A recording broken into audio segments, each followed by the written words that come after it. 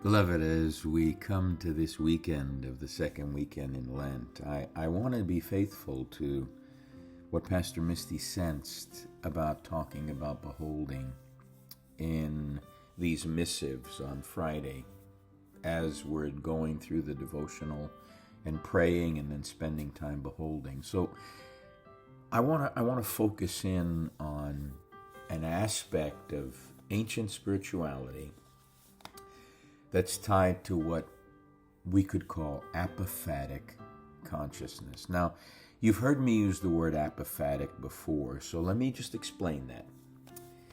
There's apophatic theology and there's cataphatic theology. Apophatic begins with God can't be known.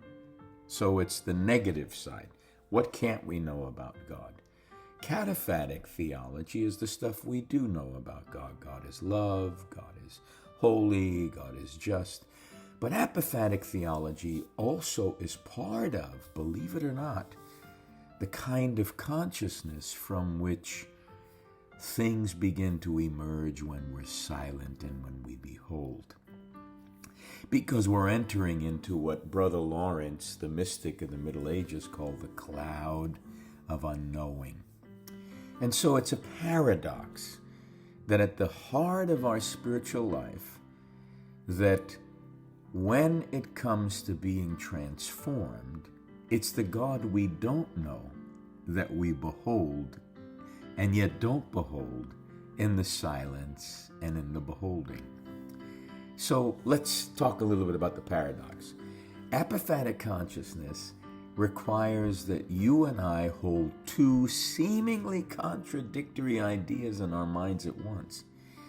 We have to intensely desire that state of consciousness and yet at the same time relinquish all desire for it. I know it's easier said than done. You'll get there, which is why on Tuesday night I said, don't try to do this. It's like wanting something deeply, but being okay with not having it. Is it confusing? Sure, but it's incredibly powerful, trust me. It's subversive. And the reason is that idea challenges everything we're used to.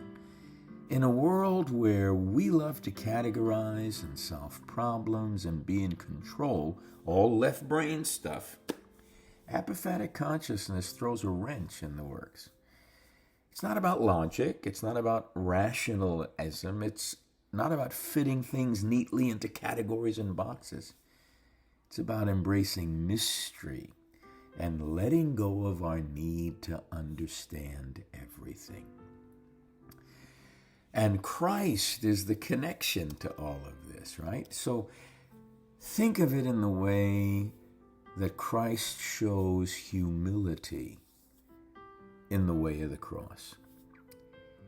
It's contrary to everything the world values. He doesn't regard equality with God a thing to be grasped, but he empties himself of wanting to grasp for all of that power.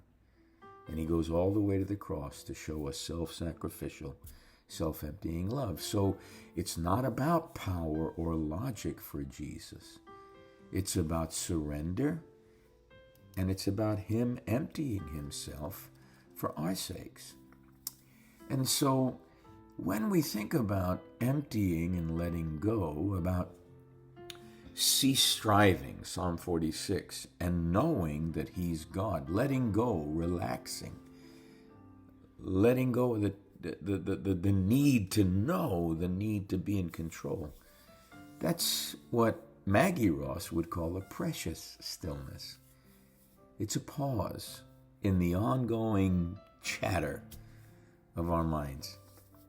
It's a break in the wall that we've built around reason and logic. And it's in that stillness, practice watchful silence, remember, that we slip into a deeper awareness, an awareness that's beyond thoughts and an awareness that's beyond words. It's a wordless word, a wordless word we're going to be listening for. So how do we approach it? Well, you might want to think that there's an easy way to achieve this. There's a shortcut. But it's more like a quantum leap. It requires patience, it requires practice, and it requires a willingness to simply sit in the stillness and embrace the tension between caring and not caring.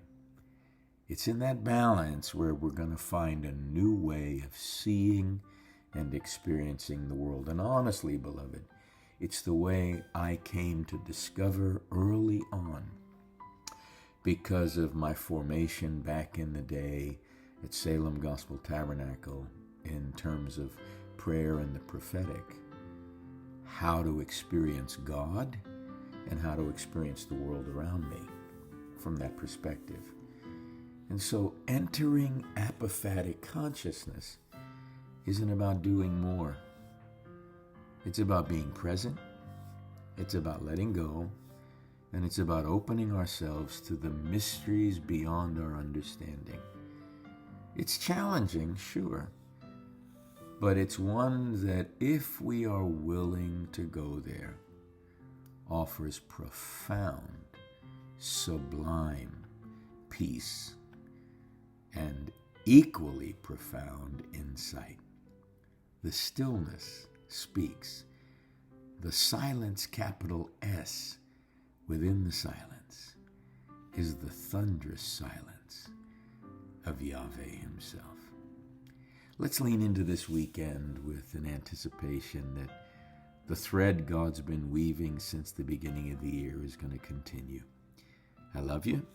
Let's come together with the Lord's grace and let's do the thing that seems impossible, caring and not caring in the presence of the silence, who is the capital S.